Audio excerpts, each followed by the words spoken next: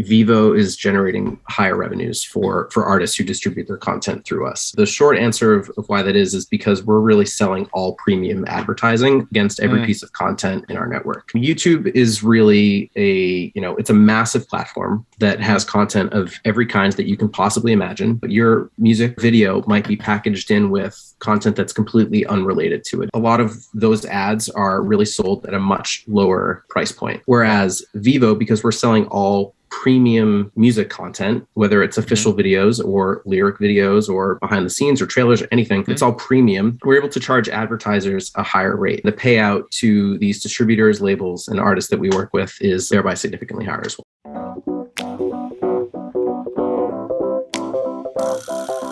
What's going on? Welcome to the New Music Business. I'm your host, Ari Herstand, author of How to Make It in the New Music Business, the book. Today, my guest is David McTiernan. He is the head of artist and label relations at Vevo.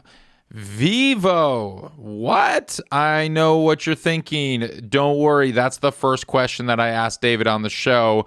What is Vevo? But we actually had a really interesting conversation about all things music videos, how you get your music video on Vevo, how you're going to make more money that way, and how they are actually lifting up artists around the world pretty frequently, and most of the time it's independent artists, emerging artists, and how they're lifting them up and supporting them and promoting them. This was a really interesting conversation. I have been wanting to dig into Vevo for the better part of the decade because I never really understood what Vevo was and what they did, but now I do, and I was very inspired after our conversation. So I think you're going to really enjoy this one. As always, you can find us, everyone that makes the show happen, at Ari's Take on Instagram and Twitter and TikTok. You can find me at Ari Herstand on Instagram and Twitter. No, I don't have a personal TikTok, and I am proud of it. Visit aristake.com for the blog and also to sign up on that email list, because this is where you're going to get all the most up-to-date information from me and from Ari's Take and everything that we're doing and all the new episodes. You'll be notified if you get on that email list. Please pause this right now and subscribe, follow this show, however you're listening right now. Up thumb this episode on YouTube. Give us a 5-star rating on Spotify and Apple Podcasts. Yes, you can rate podcasts on Spotify, so please give us a 5-star rating and leave us a review, and I'd love to hear your thoughts. And if you're listening to this on YouTube right now, shoot a comment down there, and I will get back to you. All right, let's kick into the show. David McTiernan, welcome to the show. Thank you for having me. Happy to be here, Ari. Totally. So, where to begin? So, of course, as any other musician or music industry professional or anyone adjacent to the music industry knows the Vevo name, knows that we've seen Vevo's watermark on music videos and seen it on YouTube. As someone who likes to think that I'm fairly plugged into the industry and wrote the book on it and whatnot. I have to admit, I have no idea what Vevo is. And so I'm really glad to be talking to you because it's a long time coming. I feel like we should have had this conversation 10 years ago. I'm somewhat embarrassed that I have no idea what Vevo is and what I think it is. And then I'm going to hand the mic over to you to help correct this and let everybody know what the hell Vevo is like. Previously what I thought Vevo was like, it was the major labels arm of YouTube, and it was the way for major labels to get their artists to get their music videos more money than YouTube could get them. And that's what I thought Vevo was forever. But then I was doing a little bit more reading, and I'm like, okay, I guess you have some indie artists, non-major labels, so maybe Vevo is not just for the majors anymore. And then I'm like, but then what's the difference between Vevo and YouTube? What's the point? What are you doing? So what the hell is Vevo? Yeah, let's start there. So I'll start by saying you're absolutely not alone. This is definitely a conversation that I have pretty frequently, as you can imagine, and demystifying what Vevo is pretty central to my job. I'm in charge of artist and label relations at Vevo, so I'm constantly kind of just explaining to artists, labels, and managers just what we are and how we're set up and how we work. So you hit a couple points which are 100% correct, that we were really birthed out of the major labels. So as a joint venture between Universal and Sony at the end of 2009. And this was really, sort of early days of YouTube, right? And really creating a way to combat piracy and really, as you said, kind of monetize the videos properly. That was really the genesis for why Vevo was created. Over the last 12 years, we've really gone far beyond just being an arm of Universal and Sony. And as you said, we work with hundreds and hundreds, thousands really of independent artists and independent labels. We have content license deals with pretty much every independent label and distributor that you can imagine. We produce a ton of original content every year, close to 600-700 pieces of content from artists of all levels, all labels, independents, majors, all genres.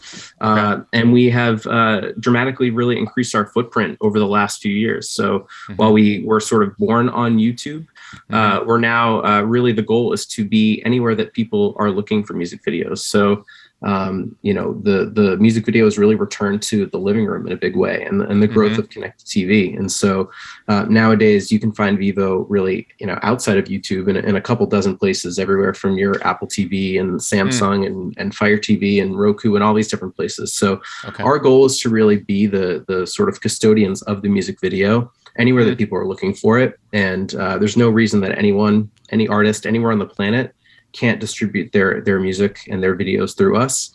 No matter what label, if there's a label, what distributor, we can generally get you set up and make sure that we're supporting that content editorially in any way we can.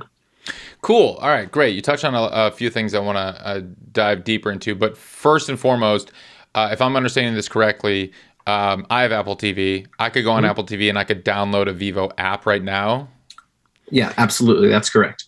And then in the Vevo app, unlike YouTube, it is only the official music videos from the artist, or only the things that does your content editorial board approve every video that gets on the Vevo platform?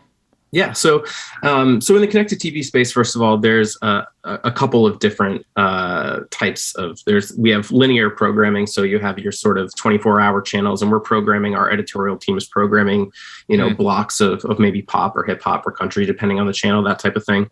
And then we've also got the video on demand app that people are used to being able to kind of search and find those videos. When artists are delivering their content through Vevo, not only does it publish automatically to YouTube, but it's publishing to all of these endpoints as well. So we're not limiting what content is going to end up on all of these platforms. These are all added value really for artists, giving them visibility in all these places that they might not otherwise be if they're just kind of uploading stuff directly to their channel as they might have done outside of Vevo. Okay, that makes sense. And so, all right. Speak to all the indie artists out there that don't have labels. How do they get their music videos on these Vevo platforms? Yeah, so I mean, generally speaking, I'm sure most, if not all of them, are already distributing their content through one way, shape, or form to other DSPs, right? To Spotify. All right, I'm gonna just pause right there. You used a lot of buzzwords. I know what they mean, but just for the listeners that don't know what you're talking about, when you say content, you're meaning music, and they're distributing their music through DSPs, which means streaming services, as it is today. So you're saying most artists can get their music to streaming services through a distributor. Continue. Absolutely, yeah, absolutely. So you're an artist that is completely independent. You're using one of many different services. There's dozens really out there to make sure that your music and content is searchable and streamable on places like Spotify and Apple and Tidal. A lot of those places, those audio places, a lot of those distributors who are sending content there are also ones we work with. And so we're talking DistroKid, TuneCore, CD Baby, Amuse, Symphonic, et cetera, right? Yeah, those are the distributors you're talking about. A lot of those distributors and many others, we work really closely with. And so in a lot of cases, it might just be a matter of having a conversation with your distributor or taking a look at kind of the deal or the plan that you have with them to make sure that video is a component of that plan. And if not, there's we have an artist support email, and I'm constantly connecting independent artists with video distributors that we work with in case their particular audio distributor doesn't work with us for whatever reason. We're happy to make those sorts of introductions to make sure that we can get every artist who wants to work with us set up with us. Cool. So, all right. The majority of the artists in the world are using these distributors. Let's just talk the big three right now. Let's talk DistroKid, TuneCore, and CD Baby. If I'm an artist and I distribute with one of these three distributors, DistroKid, TuneCore, and CD Baby, I didn't know that they would take music videos. Are you saying that I can go to DistroKid and upload a music video, and then they will send it to you, Vevo, and you'll get it on my YouTube channel, and then in other Vevo apps? I didn't think DistroKid did that. Absolutely. So a couple of different things that I'll unpack there. Okay. One, DistroKid in particular is still kind of getting there. We do have a active deal in place with them. They're still sort of getting their pipeline for videos set up. So that's one that probably in the coming weeks or months, very soon, we should be able to get their content into our platform. But we've worked very closely with them over the last year or so to get that deal in a place where we're ready to do that. Okay. TuneCore and actually, I believe, doesn't handle video anymore. So a lot of artists that distribute audio through TuneCore, we've introduced to other platforms. Videos One or Empire Distribution. These are some places that we've been able to onboard independent artists. You mentioned Symphonic Distribution. That's another one that we work closely as well in that space. But just to kind of go a little deeper on one of the things that you brought up, I think there's probably a lot of confusion for some artists, particularly independent artists, about where the content ends up when they upload through Vevo versus when they're used to, uploading things directly. And I've been at Vevo a long time, going back to the early days of Vevo. There was always a separate YouTube channel from a Vevo channel. And this, I think, was a serious barrier to entry for a lot of artists, especially those outside the major label system, because, they work hard to grow their subscribers and their fan base. And, maybe they've got 10,000 or 20,000 or, hey, maybe 500, 700 subscribers, whatever it is that they've worked hard to create.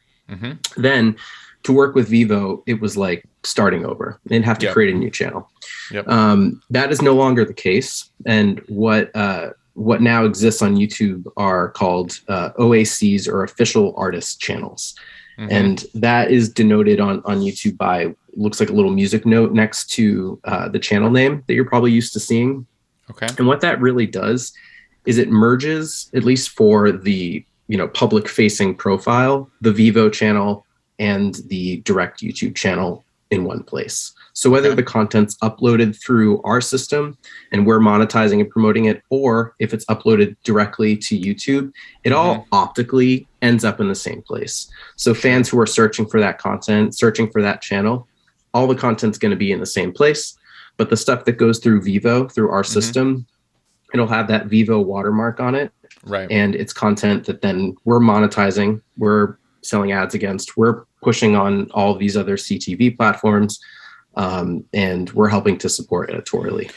Sure. Okay. So a couple things there. And I know that everyone's thinking right now, all right, so you can merge Vevo and the official artist channel that we create. And that official artist channel, for the artists out there on YouTube, it's like I literally go to YouTube. I'm like, I have my YouTube channel. It's where I'm uploading all my YouTube videos. So if you have a YouTube account, that's what you're talking about, just basically.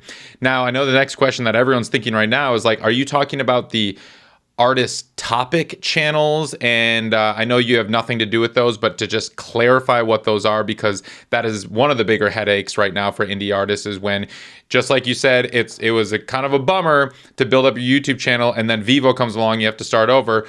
I get this all the time from people. It's just like, there's my artist topic channels on YouTube, which is the artist name and a dash topic. And it's like, when you distribute through your music, it's just the album covers with the video. And that's when YouTube Music came out. It's there. So it's kind of like I have two separate YouTube accounts. And I'm not going to ask you to speak to how to merge that, but there's an email that you essentially just email YouTube artist services and just say, hey, can you merge my official artist YouTube channel with this artist topic channel? And is that correct? Yeah, that's absolutely correct. So that OAC, that official artist channel, it's really all three. It's your your standalone YouTube channel, your Vevo channel, and your topic channel all being merged. Technically, on the back end of things, they all are still separate channels, but those don't show up separately to anyone. They're really publicly, it's all one place. And for anyone listening that's taking notes, that's artist-support@youtube.com is how you can merge that. Okay, but getting back to what to Vevo officially, and we're going to talk about monetization in a second, but I still don't understand if I'm distributing my music through a DistroKid or a TuneCore or a CD Baby, how do I get my music video to Vevo? Like, what is there a website I'm supposed to go and upload it? Do I email somebody? And if so, what's that email? You listed a few different options, but like what do I do? Yeah, so the easiest answer, and if anyone is having any doubt, there is also it's artist support at vevo.com. That's going to be a good place to start, and we'll get back to you with a recommendation to, based on your different distributor. The three that you mentioned, again, don't necessarily either handle video or currently have that pipeline set up. But at this point, we're close to having a majority of the content on Vevo from independent artists. So we're, again, coming from dozens of other different independent distributors that we can connect you with. The actual means of uploading that content is probably going to be specific to each distributor. It's not going to be the same. Everyone's kind of got a little bit of a different pipeline to get to us. Got it. Okay, so that's helpful. So step number one, if I really want to get my music video on Vevo, I go to my distributor and I see, do they offer music video distribution to Vevo? And yes, on Ari's Take, I review 17 different independent distributors. I know I only mentioned a handful just now, but there's 17 that I review. And you know what? I'm going to add another row on there is music video distribution to Vevo, because that I would like to know. So we're going to get that added.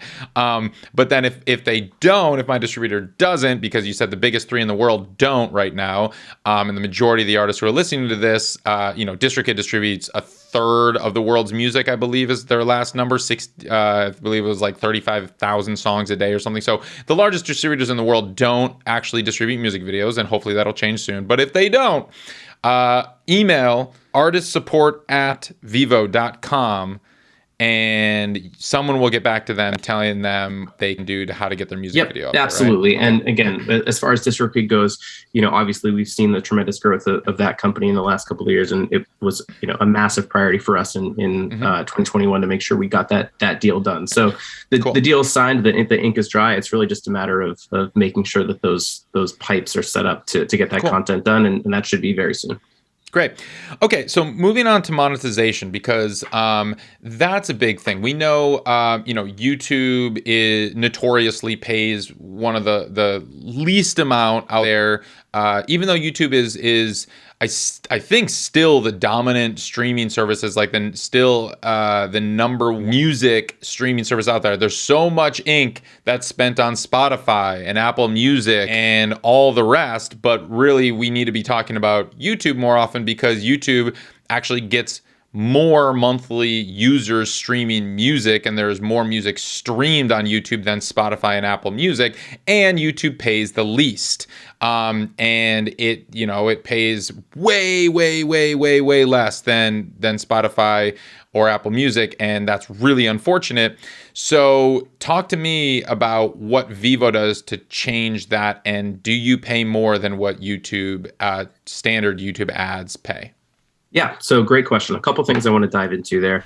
One, you're 100% right about the fact that, Google, YouTube are the number one place that people are streaming music. And it's a big reason why I tell artists that they should be delivering an official version of every song that they put out through Vevo, selfishly through Vevo, or, obviously just to YouTube, the day that it's being distributed to a Spotify or Apple or anywhere else. And a lot of times that's kind of an afterthought, but making sure that you've got an official version that's up there, and it can just be that static audio track with, the album art, but making sure that you do that before somebody else, rips it and uploads it, and you claim it essentially, Mm-hmm. because the number one place people are going to find it is YouTube. So that's a really important point to drive home. So thanks for bringing that up.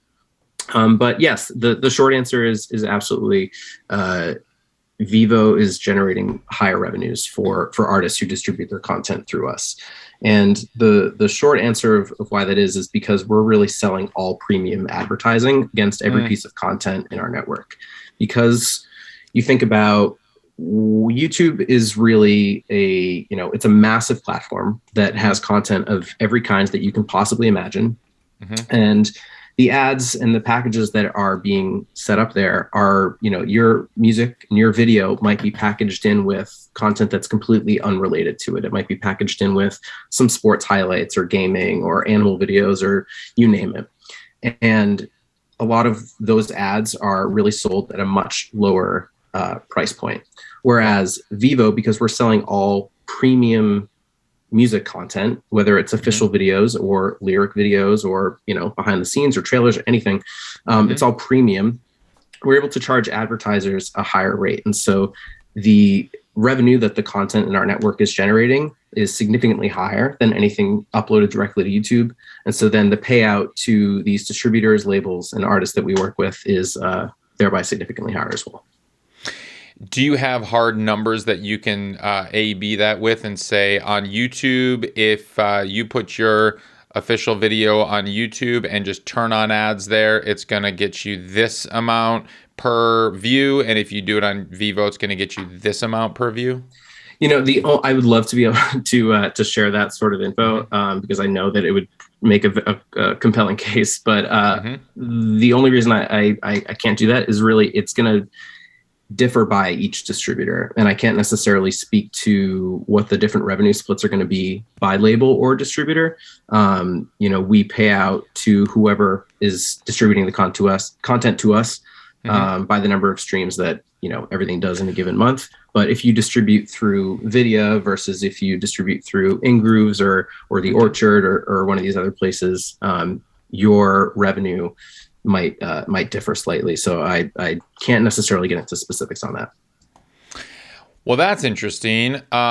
So you're saying that, and this is something that's not super well understood or well known, but we did a report on Ari's Take of what every distributor gets paid per the DSP. Obviously, those numbers are not public anywhere. That was based on just done on collective research with our readers sending in their spreadsheets, and we crunched all the numbers and saying, all right, for Spotify US, this distributor is actually paying more than this distributor because everyone has a specific different deal with Vevo. So you're saying when you just inked the deal with DistroKid, you said last year, and you inked the deal with, you already have InGrooves or Orchard or Vidya. Now every distributor you're doing a direct deal with, and they negotiate their rates. I mean, is there like if I'm out here in the wilderness and saying, well, I want the highest rate, like who do I work with? Which distributor do I go? I'm going to get the highest ad rates from Vevo. Yeah, so those rates should be standard for those distributors that you mentioned. As far as what our revenue split is, it's not going to differ for amongst those different distributors.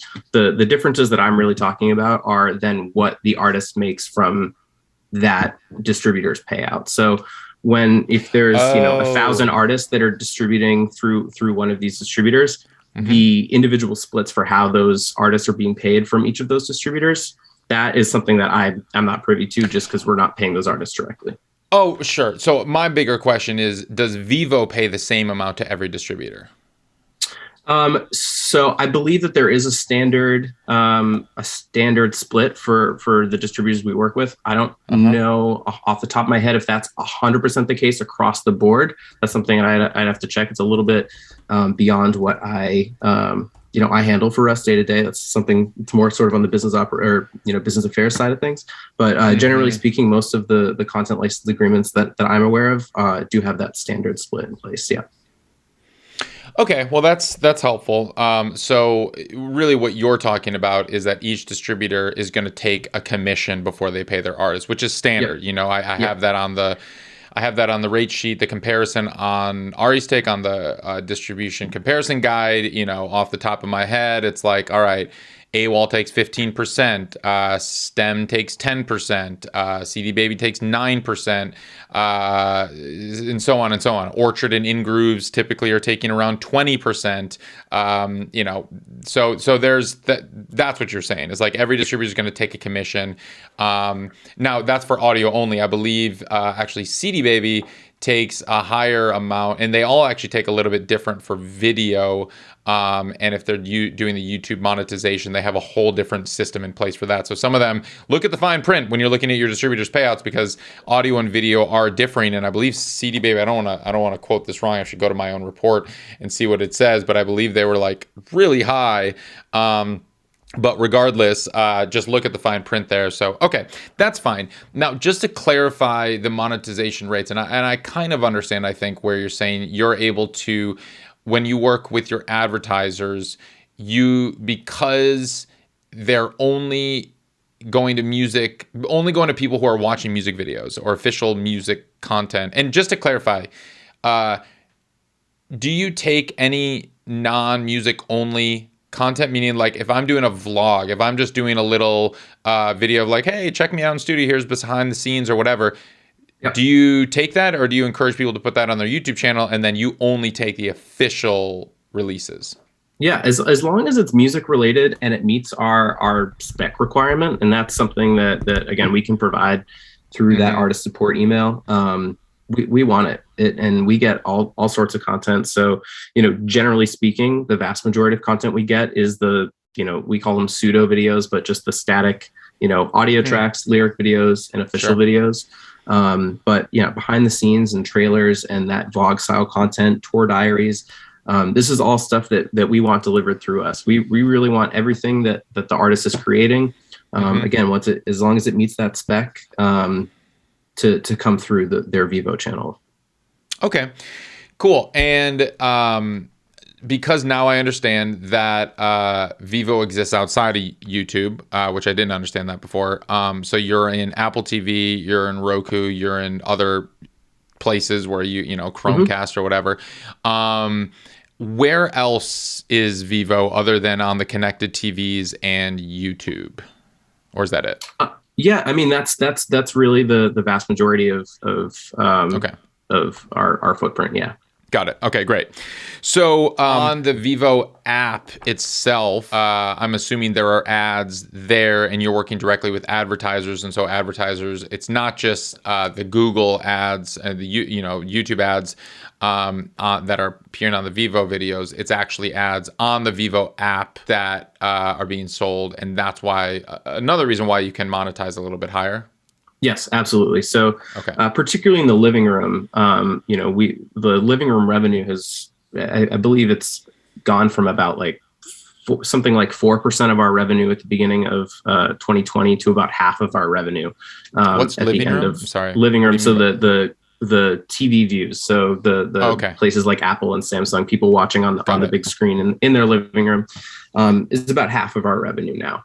And that is because a couple of things. One, as it compares to people watching on, say, mobile or desktop, any of us going to watch a music video, we go to youtube.com. You might watch one video, two videos, something like that. And generally speaking, it's sort of like a solitary experience. You're by yourself in front of your computer. Maybe you're with your friend watching something on a cell phone. What we see with the TV space is that, generally speaking, the session times are considerably longer, whether people are watching on linear channels, Vevo linear channels. So, the Vevo Pop channel, for example, on like Pluto TV or something like that, or even the VOD apps, video on demand. We're seeing session times average about 30 minutes. So we've got much higher engagement there. And also co-viewing is much more significant on connected TV. So generally speaking, you've got 2, 3, 4 people in a room. Somebody might be having a house party. They put on the channel and they leave it running for 2 hours.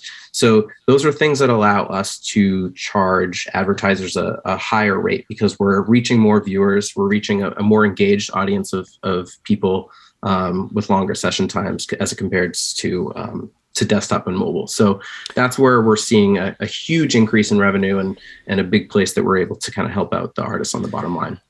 Great, that makes sense. And in terms of the music videos that are being watched on YouTube, whether it's the YouTube app on Apple TV, living room via YouTube, not the Vevo app or Pluto, or desktop or mobile or whatever, are you able to supersede the YouTube ads there and elbow out YouTube ads and pop your own ads that are monetized higher in there?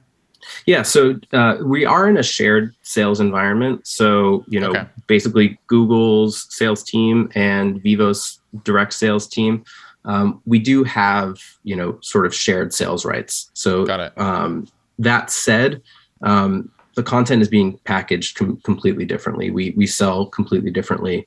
The way that we're targeting and packaging content, again, that it's just premium, it's just music, is completely different from the way that YouTube is selling the content. So yeah, absolutely. Cool.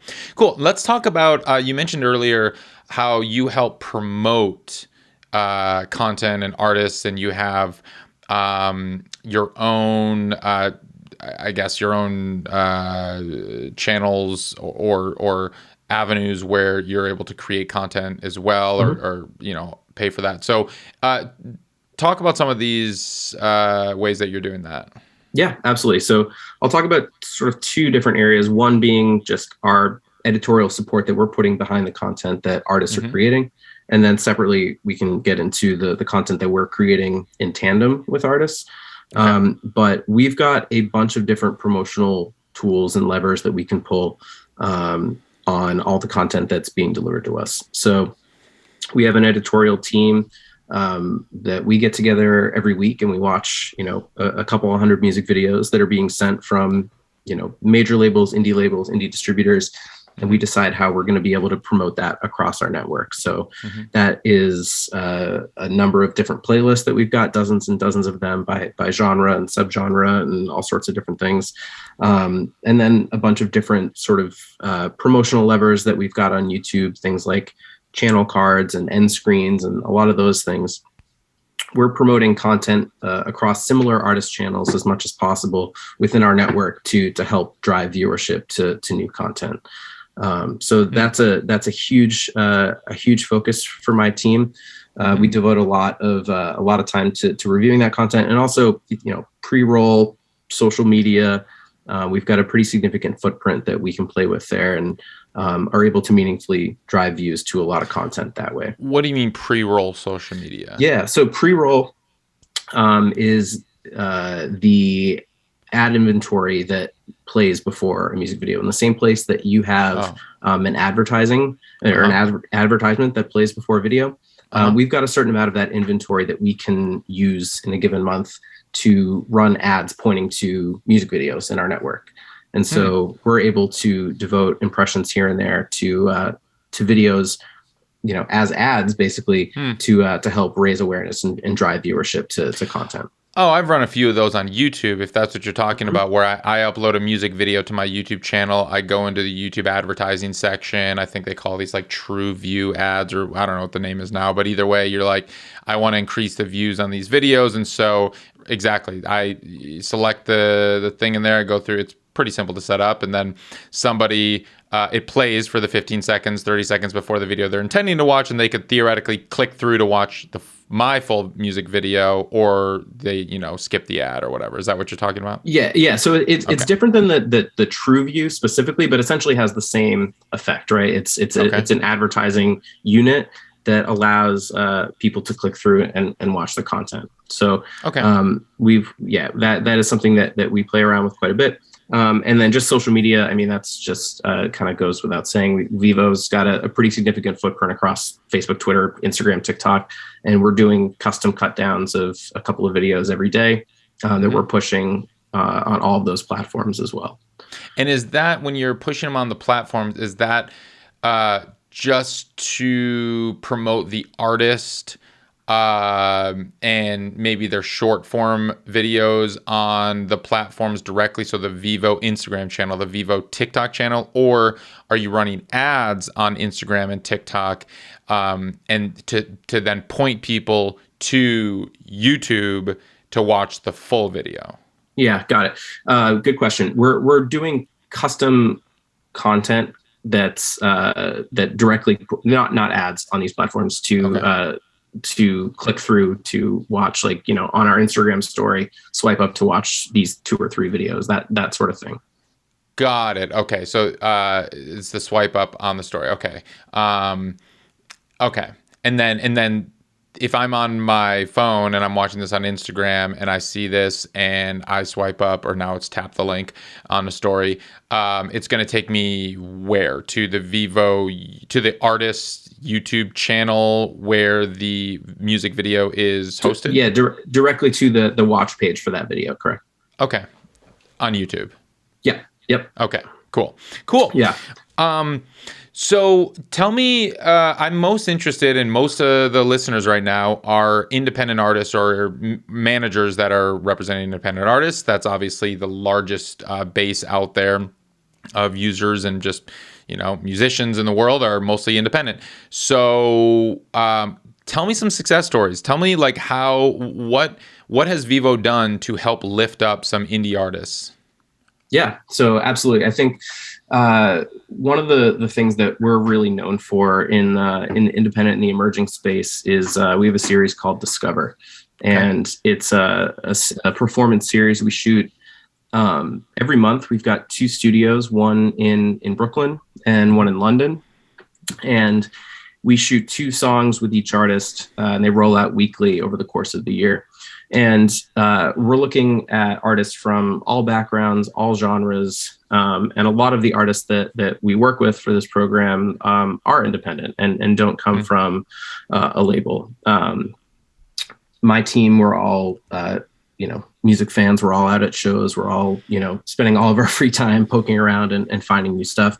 And when I have a discovery meeting, actually, like I just came out of about an hour ago, my entire team in a round table, we're just bringing artists to the group to say, hey, what do you think of this? And we're going around and we're playing and we're listening to dozens of artists every month to decide who we want to pick for these programs. And there's been a number of artists that we've worked with that, either started and remained independent, or we were working with them, years before there was a label in place.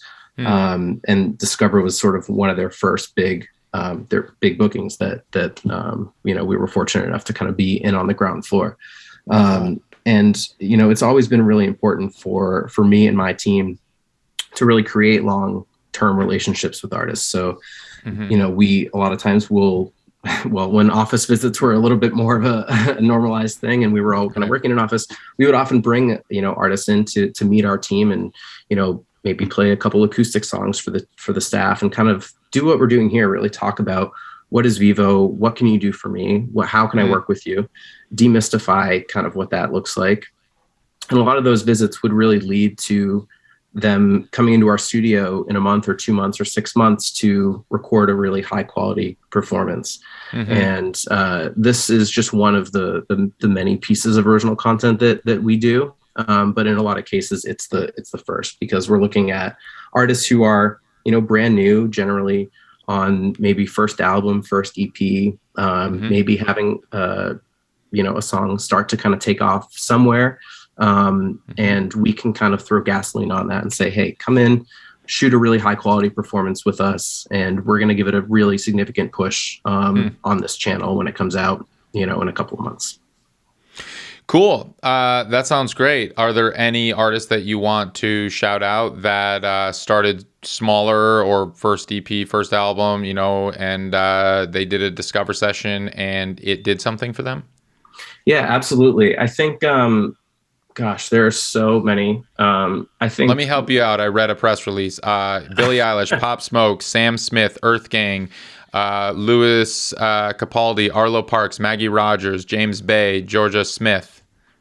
Yeah, these are just some of the names, right? That we were early on, and we feel pretty good about. I think I can talk about Louis Capaldi for a minute because I relocated from actually I started at the Vevo office in New York, and I lived out in LA for a few years, and actually just moved back to New York. But I had started talking, I think, through a publicist about Louis Capaldi. Probably back in, this was 2016, I think, and just got sent his song Bruises, unsigned, just this incredible voice. And, he was like, hey, he's going to be in, LA for a writing trip. Would love to have him come meet you. So Louis was going to do I think a showcase at Hotel Cafe. The morning of that show, which would have been his first show, in LA, he came to the Vevo office, met me and the team, and played a couple of songs for us. Ultimately ended up shooting Discover with us, and ultimately did our Lift program as well, which is sort of like the big brother of Discover. But it all really started with that initial conversation that I had with his team, and was just really wowed by the talent, and was like, absolutely, this is someone that, maybe the streaming numbers weren't there yet, the sold out shows, the tickets, all that kind of stuff. But it was like, this music is really special. This is an artist that I think, we want to support, regardless of all of that stuff. And, we've had a really long-standing, meaningful relationship with him over the last 5 years since then. That's awesome.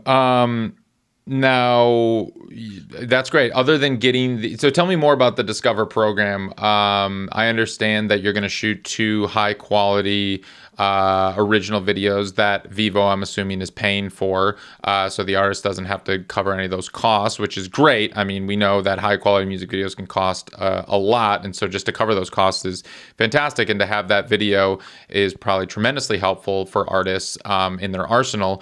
What else does Discover do to help these artists? You said promote those videos, which is great.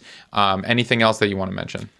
Yeah, I mean, it's in a lot of cases, again, like you said, it's a high quality performance that we're funding all the production for, and a lot of the artists that are in the mix for this are, it's kind of their first time on a film set with a film crew, and we have a lot of artists show up and like, oh my God, there's so many people here, there's so many cameras, like this is something that I'm really excited about and not used to. Obviously, you also look at the lineage, like you mentioned, of Discover, and going back to whether it's Sam Smith in 2015 or Maggie Rogers in 2017 or Billie Eilish in 2018 or whatever year.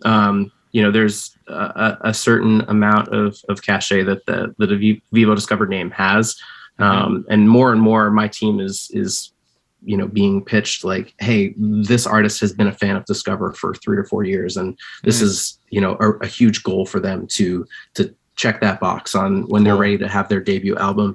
And so it's a super competitive program, but one that we're really adamant about, not just showcasing brand new talent, but making sure that we're really representative of what's happening in music globally.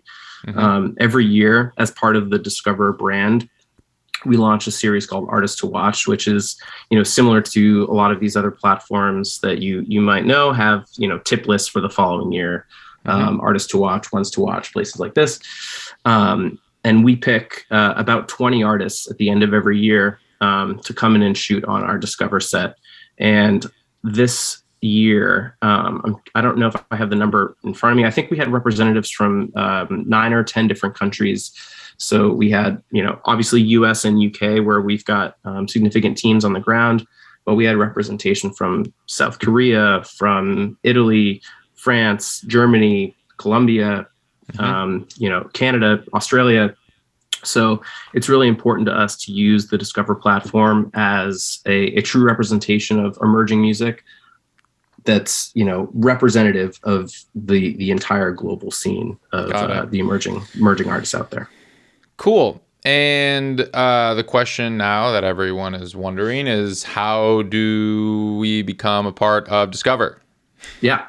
So, we work primarily with with artists and labels and managers and distributors, but it's really important, I think, for I and my team to have direct relationships with independent artists. So whether that information is flowing to my team through, the distributors, and a lot of these places that you've already mentioned, we've already talked about, are actively pitching videos to us and sending us updates on artists they're working with.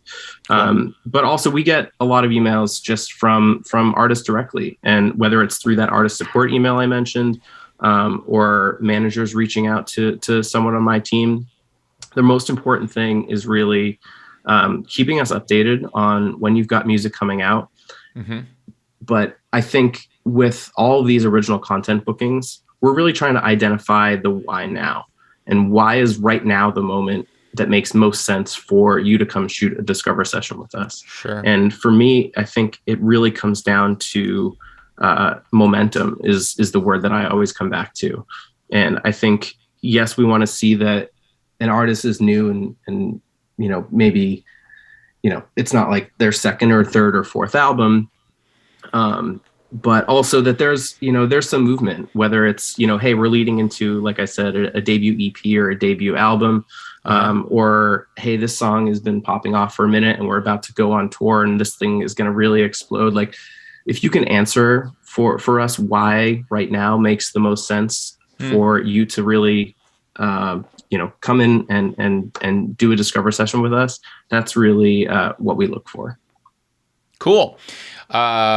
Okay, that makes sense. And so it's really for kind of the emerging artists that are just kind of getting going. But the why now question, I mean, that's a really important point. And for people listening to this, it's not just Vevo that's the why now. It is virtually every music publication out there that's always looking for the why now as well. And it's just like, so why should I write about you right now? Or why should I care about what you're doing right now? And even this in the playlisters at the other DSPs, they're the same thing. Like, they want to know, they want to jump on something that is starting to connect with people, or there's a concerted effort behind it. So I know I've talked to some playlisters out there, official editors, playlist editors, and they're like, even though the general population might not be moved necessarily by press or music journalists anymore like they were, 6-7 years ago,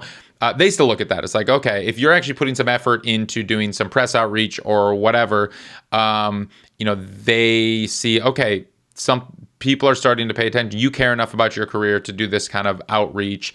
And if you're releasing an album, then, this is part of what you do. Is that if there's like a package that I could put together to pitch you to say, why now? This is it. First album. What is the ideal pitch? What is the email you want to see that is like, yeah, I want to put this artist in Discover? There isn't one size fits all answer, because if I look back at the last couple of years of artists that we've picked for Discover, and there's probably, we probably close to 50 a year or something like that. So out of, 100 artists over the last couple of years, sometimes it's about, okay, this artist is really having an extremely huge moment on TikTok, and it's starting to trickle down to, we're seeing the numbers on Spotify and YouTube and everywhere else kind of mirror that. Or, hey, this song is, blowing up at radio, or this person had a huge feature and they're getting ready to put out their own music. Like, there's all of these different indicators of momentum, and it could be one of those, it could be a bunch of those, it could be some sort of combination, but there isn't necessarily like a magic bullet of like, okay, yep, you checked every box for us and we're ready to offer it. It's sort of a little bit of a mix of art and science. Got it. Okay. And you said you actually do review stuff. So I do want to clarify, because there's a lot of dread from a lot of artists out there when they hear you mentioned momentum at TikTok, because it's like, yes, there are some artists that succeed at TikTok, and that obviously has been the number one driving force in the music industry over the last couple of years, to Spotify and to everywhere else. it also makes artists nauseated and to think, and there are many artists out there who want nothing to do with TikTok and would rather quit music than to have to play the TikTok game. So I'm clarifying for those out there that when they hear TikTok, they just want to go jump off a bridge, that you're saying that there are many factors and indicators of momentum, and it could be that they're just releasing their first album. They don't even have a TikTok account, but they're going on a tour, or they just played a sold out show in their home town, and they got video from that, and they send you a pitch and be like, yo, like, you know, we just sold 1,000 tickets in Minneapolis, and this is an album that's coming out next week. Take a listen. I bet you're going to dig it. Look at this video of us playing in front of 1,000 people. We don't have a TikTok account, but will you still listen? Absolutely. And you know, only mentioning TikTok as obviously one of many things that we look at. And you know, I am a musician myself and played in a band for 10 years. And something I always used to think about was, you know, it's like, with everything that you put out, are you meaningfully able to grow your audience with each release, right? Are not just new fans finding your music, but are your existing fans continuing to engage with that music? So if it's in a live space, did you go back to the same city and you sold 10% more tickets, 25% more tickets than you did the last time? Or, you know, have you kind of been playing the same size rooms for the last kind of 2 or 3 years? Or, you know, hey, you put out a single and it did this many, you know, streams on Spotify or this many on YouTube, and 6 months later, your next did 20 or 30% more. Those are the things that we look at, sort of agnostic of platform, but, you know, we're looking at all of those different places and the sum total of that momentum. Cool. No, that's great. And that makes a lot of sense. And yeah, I just had to clarify that because TikTok is now that buzzword where some people love it, some people are succeeding in insane amounts, and I profiled a lot of them on this show. And actually, the first episode of this season was with Justin Vibes, who's got 8.5 million TikTok followers and is just like absolutely crushing the platform as a jazz vibraphonist. So if you haven't listened to that episode, go check it out. It's pretty nuts. But also, I talk to artists every day who literally are like on the cusp of tears whenever anybody mentions TikTok because they just don't get it. They don't want to get it. And they're brilliant artists and they just can't do it. But they could perform the shit out of a live show or a music video or an album or X, Y, and Z. You know, they just don't want to do a TikTok thing. But that makes a lot of sense. Yeah. Cool. Awesome, David. This is super informative, and I appreciate everything that you revealed and shared. And like, I'm inspired now, and I understand. Now I get what Vevo is. Good. And it's you know, The more that we can demystify and help, you know, we're all music fans first and foremost. And once again, there's really no reason that any artist, no matter where you are in the world, no matter what kind of music you make, what level of artist you are, there's really no barriers to distributing your content through Vevo and working with us. So, you know, we'd love to hear from each and every one of you and get you set up with us or support the content that you guys are creating. Cool. Well, this has been great. There's one final question that I ask everyone who comes on the show. What does it mean to you to make it in the new music business? You know, it's such a good question, and it's something I think about all the time. And I think, you know, something that I was just kind of talking about a couple of minutes ago is probably the closest I have to an answer to that question, which is, you know, are you meaningfully growing your audience over time? And I think, you know, that is the way that you answer that question is going to be different for each artist. And for some, like you mentioned, who absolutely kill in the live space, it's like, okay, you know what? Every time we go out and we tour, we want to sell more tickets. We want to play bigger rooms. So they're meaningfully growing their audience. They're finding new fans, but continuing to engage the fans that they have catered to over the last, you know, however long. If it's somebody who is recording music in their bedroom, you know, has never maybe played a show, doesn't maybe have TikTok or any of these other social platforms, right? But is maybe just distributing their stuff on SoundCloud or you know, but are they meaningfully growing their audience with every new song that they put out? They're finding new fans and continuing to engage the fans that they had. I think that that's really what it means to kind of make it. You know, it's not the age of the industry where you just have a handful of musicians that are really, you know, dominating the entire audience. Obviously, we still have those superstars, but the, quote unquote long tail of musicians that can, really meaningfully record and distribute music pretty easily, and reach fans. Obviously the tools to do that are so much more democratized now. And so, for me, it's just about meaningfully grow your audience, and at whatever cadence that is. It might take 5 years, 10 years, 15 years to hit your stride and your peak.